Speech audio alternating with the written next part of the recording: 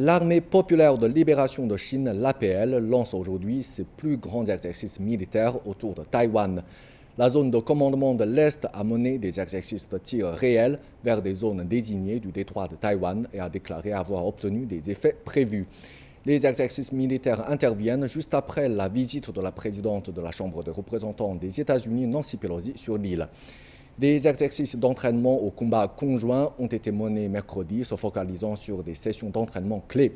Ils comprenaient un blocus conjoint, un assaut sur des cibles maritimes, une frappe sur des cibles au sol, une opération de contrôle de l'espace aérien et des capacités de combat conjoint des troupes. L'APL a indiqué que ces exercices visaient à dissuader les séparatistes de Taïwan. L'armée populaire de libération de Chine a déclaré que ces exercices militaires qui commencent jeudi comprendraient des exercices de tir réel. L'annonce a été faite 38 heures avant les exercices. La période, je crois, est principalement basée sur les normes internationales. Selon la pratique internationale, un exercice de tir réel est généralement annoncé 3 jours à l'avance ou au moins 24 heures à l'avance. Donc l'APL s'est conformée à cela. Cela permet aux navires dans les zones concernées d'avoir le temps de quitter les lieux et de réajuster les itinéraires. Une autre raison essentielle est d'éviter les pertes civiles lors des tirs à balles réelles. En fait, l'alerte précoce de l'APL reflète son sens des responsabilités. Les exercices couvriront l'espace aérien et les eaux autour de Taïwan, avec des cibles précises.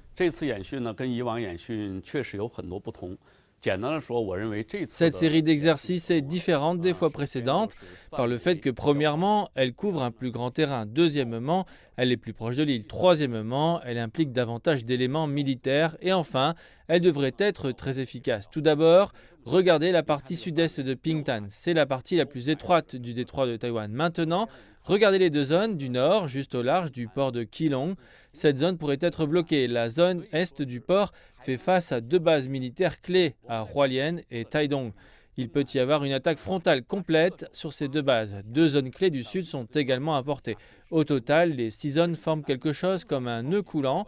Lorsque le nœud se resserre, c'est comme contenir les forces séparatistes sur l'île.